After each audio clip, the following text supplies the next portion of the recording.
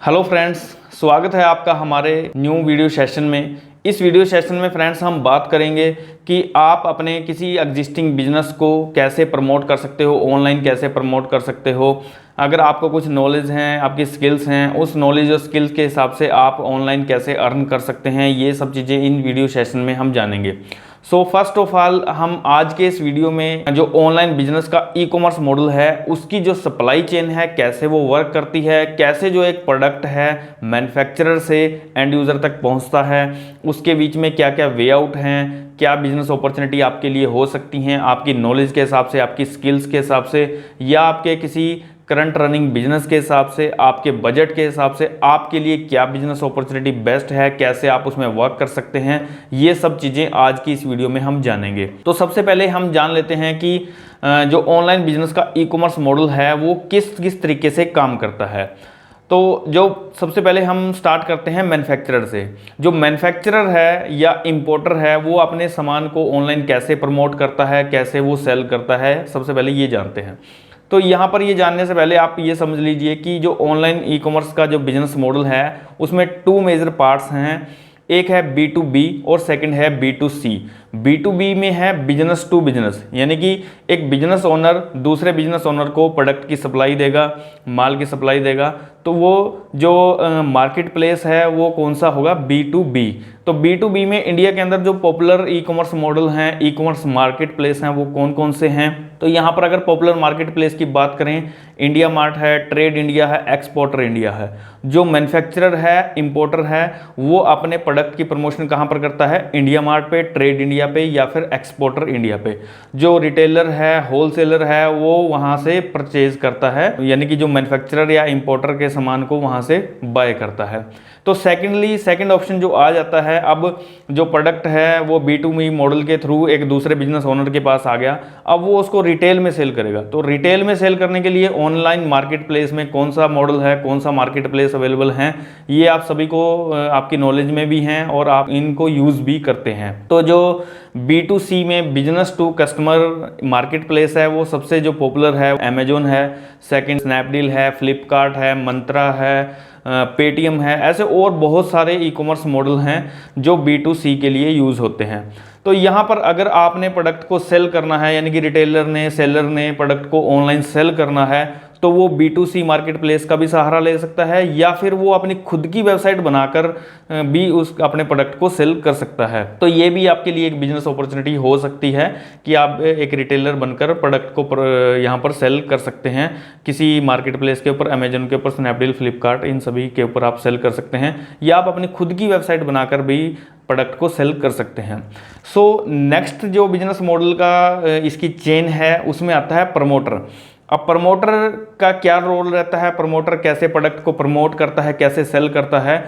अब जो online market place हैं, जैसे हम बात करें अगर यहाँ पर अमेजोन की, स्नैपडील की, फ्लिपकार्ट की, मंत्रा की, ये सभी एक एफिलिएट प्रोग्राम लाते हैं। वो उस एफिलिएट प्रोग्राम को अगर आप प्रमोट करते हैं, यानी कि किसी एक पर्टिकुलर एफिलिएट को अगर आप प्रमोट करते हैं अपने नेटवर्क के अंदर, अपने सोशल मीडिया पे, अपनी फेसबुक पे या कहीं पर भी आप किसी एफिलिएट को प्रमोट करते हैं और वो एफिलिएट आपके लिंक के द्वारा अगर वो प्रोडक्ट सेल हो जाता है, एफिलिएट बोलते हैं हम लिंक को, ठीक है ना। उस लिंक के द्वारा अगर कोई भी अमेजोन का, स्नैपडील का कोई प्रोडक्ट सेल हो जाता है तो उस एफिलिएट की जो कमीशन है वो डायरेक्टली जो मार्केट प्लेस है वो आपको देता है। तो यहाँ पर भी आपके लिए एक अर्निंग अपॉर्चुनिटी हो सकती है कि आप विदाउट कोई प्रोडक्ट को परचेज किए सिर्फ आप उसकी प्रमोशन कीजिए, आप अपनी एक वेबसाइट बनाकर एफिलिएट को प्रमोट कर सकते हैं। अगर आप एफिलिएट को प्रमोट करते हैं और आपकी प्रमोशन से कोई प्रोडक्ट बिक जाता है तो यहाँ पर भी आपको एक अच्छा खासा मार्जिन आता है। तो नेक्स्ट यहाँ पर इसी के अंदर, यानी कि प्रमोटर के अंदर जो दूसरा ऑप्शन है वो ड्रॉप शिपिंग का है। ड्रॉप शिपिंग में क्या होता है कि जैसे अगर आप रिटेलर हो, रिटेलर और ड्रॉप शिपिंग में थोड़ा डिफरेंस है। रिटेलर को तो क्या होता है कि स्टॉक करना पड़ता है, प्रोडक्ट को परचेज करना है, उसको स्टॉक करना है, उसकी पैकिंग करनी है, उसकी शिपमेंट करनी है, ये सभी काम रहते हैं रिटेलर्स के। बट ड्रॉप शिपर्स को ऐसा कुछ नहीं करना होता। ड्रॉप शिपर को कोई प्रोडक्ट नहीं परचेज करना, उसको कोई पैकिंग नहीं करनी, उसको जस्ट क्या करना है, किसी ड्रॉप शिपिंग जो कंपनीज को सर्विस देती हैं, किसी ऐसी कंपनी से टाई अप करना है। वो कंपनी क्या करेगी, उसको प्रोडक्ट की लिस्ट देगी कि उसके पास कौन कौन से प्रोडक्ट हैं। आपने उन प्रोडक्ट्स को प्रमोट करना है। आप अपनी वेबसाइट बनाकर कीजिए, आप अपना कोई स्टोर क्रिएट करके, कोई कैटलॉग क्रिएट करके, जैसे भी आप उसकी प्रमोशन कर सकते हैं ऑनलाइन, वैसे आप कीजिए। आपकी प्रमोशन से अगर कोई प्रोडक्ट सेल होता है, अगर कस्टमर से आपके पास कोई ऑर्डर आता है, वो डायरेक्ट आपके पास ऑर्डर आएगा, पेमेंट आपके पास आएगी। आपने अपनी पेमेंट लेकर जितने में भी आपने प्रमोशन की उसमें से आप वो पेमेंट आपके पास आ गई। उसके बाद आपको जितने में आपको रिटेलर से वो प्रोडक्ट पड़ता है उतनी पेमेंट आप रिटेलर को सेंड कर दीजिए, और वो शिपिंग एड्रेस, जो कस्टमर का शिपिंग एड्रेस है, वो उसको रिटेलर को या drop shipping service provider company को आप उसको सेंड कर दीजिए। वो डायरेक्टली जो प्रोडक्ट है कस्टमर तक पहुंचा देगा। तो यहाँ पर आपके पास प्रोडक्ट नहीं आएगा, डायरेक्टली जो प्रोडक्ट है वो कस्टमर तक जाएगा। तो ये है ड्रॉप शिपिंग। तो ये अपॉर्चुनिटी भी आपके लिए बेस्ट हो सकती है अगर आप विदाउट एनी इन्वेस्टमेंट, यानी कि एक मेजर इन्वेस्टमेंट किए बिना ही आप ई कॉमर्स बिजनेस स्टार्ट कर सकते हैं। सो फाइनली जो प्रोडक्ट है यहाँ पर प्रमोशन के बाद एंड यूजर तक पहुँच जाता है। बट इसमें अब हम बात करते हैं कि आपकी नॉलेज, आपकी स्किल्स अगर कुछ हैं तो आपके लिए क्या क्या बेस्ट बिजनेस अपॉर्चुनिटी हैं, इस सप्लाई चेन के अंदर आपके लिए क्या रोल मॉडल हो सकते हैं, उन चीज़ों की हम बात करते हैं। सो फर्स्ट ऑफ ऑल अगर हम बात करते हैं, मैन्युफैक्चरर या इंपोर्टर ने अगर B2B पर, मार्केट प्लेस पर प्रोडक्ट की लिस्टिंग करनी है, या फिर रिटेलर या होलसेलर ने अपनी प्रोडक्ट की लिस्टिंग करनी है B2C मार्केट प्लेस पर, तो वहाँ पर आपके लिए क्या बिजनेस अपॉर्चुनिटी है। तो फर्स्ट बिजनेस अपॉर्चुनिटी है प्रोडक्ट लिस्टिंग की। आप प्रोडक्ट लिस्टिंग की सर्विस दीजिए, आप मैन्युफैक्चरर को, रिटेलर को, और आप जैसे B2C मार्केट प्लेस पर भी प्रोडक्ट लिस्टिंग की सर्विस दे सकते हैं। उसमें आप जैसे अमेजोन पे अकाउंट कैसे क्रिएट होता है, स्नैपडील पे अकाउंट कैसे क्रिएट होता है, वहाँ पर सेल को कैसे बूस्ट करना है, सेल को कैसे मैनेज करना है, कस्टमर को कैसे मैनेज करना है, ये सब सर्विस आप दे सकते हैं। यहाँ पर भी आपके लिए एक बेस्ट बिजनेस अपॉर्चुनिटी ये बन जाती है। सो नेक्स्ट बिजनेस अपॉर्चुनिटी है product photoshoot, product photography, professional photography. Actually में ये चीज़ आप सभी को पता है कि ऑनलाइन सेल करने के लिए प्रोडक्ट का अच्छा दिखना बहुत ज़रूरी है। प्रोडक्ट जितना ज़्यादा अच्छा दिखेगा उसकी सेल उतनी ही ज़्यादा होने के चांसेस बढ़ जाते हैं। सो हर मैन्युफैक्चरर, हर रिटेलर ये चाहता है कि जो उसका प्रोडक्ट है वो अच्छा दिखे।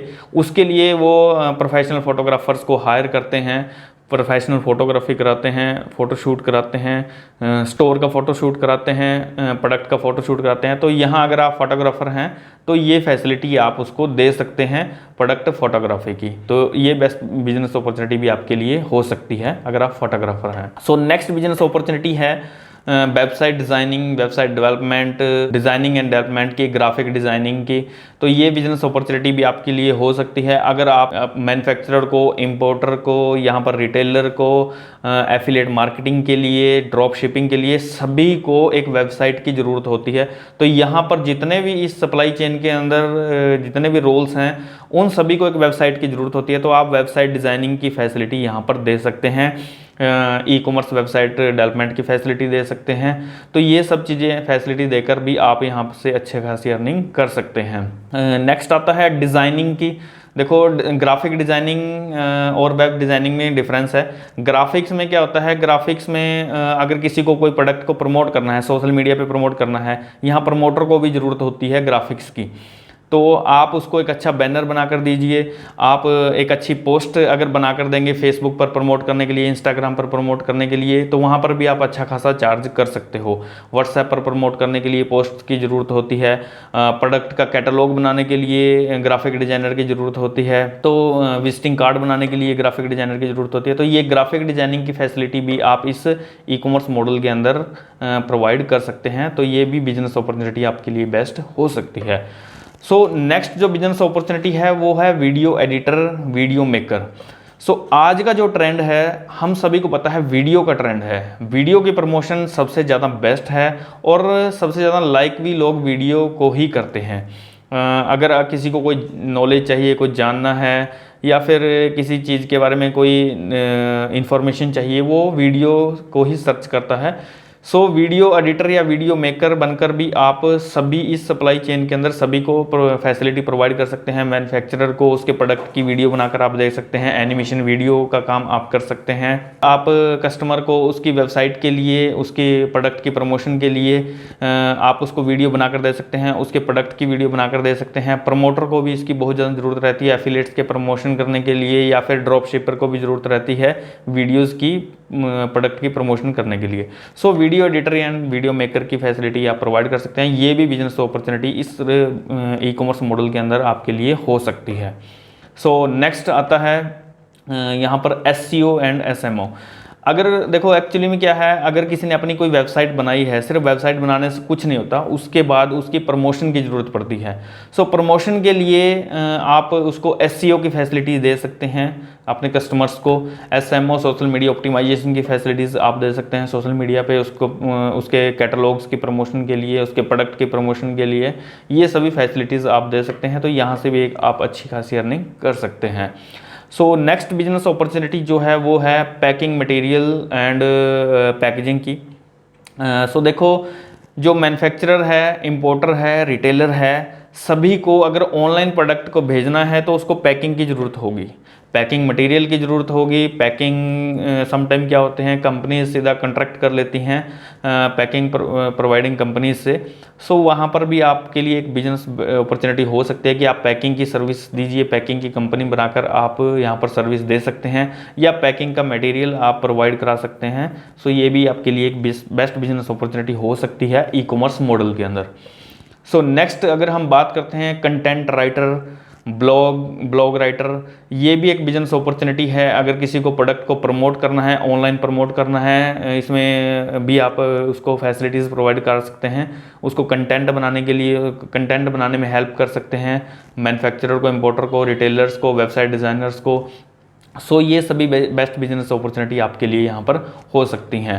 सो लास्ट में जो आता है सबसे ज़्यादा फेमस है यूट्यूब के ज़रिए भी आप उसकी प्रोडक्ट को प्रमोट कर सकते हैं। प्रोडक्ट अगर आपका कोई यूट्यूब चैनल पहले से ही पॉपुलर है, सो उस चैनल पर आप उसके प्रोडक्ट की प्रमोशन कर कर वहाँ पर भी आप चार्ज कर सकते हैं कस्टमर से उसके प्रोडक्ट की प्रमोशन का। सो ये बिजनेस अपॉर्चुनिटी भी आपके लिए बेस्ट हो सकती है। सो फ्रेंड्स, आपको आई थिंक क्लियर हो गया होगा कि एक ई कॉमर्स मॉडल के अंदर कौन कौन से रोल्स रहते हैं, कौन कौन सी बिजनेस अपॉर्चुनिटी हो सकती हैं, और आपकी नॉलेज के हिसाब से, आपकी स्किल्स के हिसाब से, आपके बजट के हिसाब से, या फिर आपके किसी करंट बिजनेस के हिसाब से आपके लिए कौन सी बिजनेस अपॉर्चुनिटी बेस्ट होगी। ये सब चीज़ें आई थिंक आपको इस वीडियो के अंदर क्लियर हो गई होंगी। सो फ्रेंड्स, नेक्स्ट वीडियोस में हम इनमें से किसी एक टॉपिक पर कंप्लीट में चर्चा करेंगे कि अगर आपने जैसे किसी मार्केट प्लेस पर, जैसे अमेजोन पर प्रोडक्ट को सेल करना है, तो अमेजोन पर प्रोडक्ट सेल करने के लिए बिजनेस की जो लिस्टिंग है, प्रोडक्ट की लिस्टिंग है, वो कैसे होगी। वहाँ पर अगर लिस्टिंग भी कर दे तो सिर्फ लिस्टिंग से भी कुछ नहीं होता, उसके बाद उसकी प्रमोशन होती है। वहाँ पर आपका जो कैटलॉग है, आपका प्रोडक्ट है, वो कस्टमर को दिखे, क्योंकि लिस्टिंग तो बहुत सारे लोगों ने की हुई है, लेकिन उसको ऑप्टिमाइज़ करना भी ज़रूरी होता है ताकि कस्टमर की डिस्प्ले में वो प्रोडक्ट आए और कस्टमर आपके स्टोर को, आपके कैटलॉग को देखे और वहाँ से प्रोडक्ट को बाय करे। तो ये सब इस तरह की कुछ बिजनेस अपॉर्चुनिटी हैं जिनके बारे में हम नेक्स्ट वीडियोस के अंदर वन बाय वन डिस्कस करेंगे। सो आज की ये वीडियो आपको कैसी लगी तो प्लीज़ कमेंट सेक्शन में कमेंट करके ज़रूर बताइए। आपको किस टॉपिक पर नेक्स्ट वीडियो चाहिए वो भी हमें कमेंट सेक्शन में कमेंट कर बताइए। सो आज की इस वीडियो में इतना ही, मिलते हैं नेक्स्ट वीडियो में, तब तक के लिए बाय बाय, थैंक यू।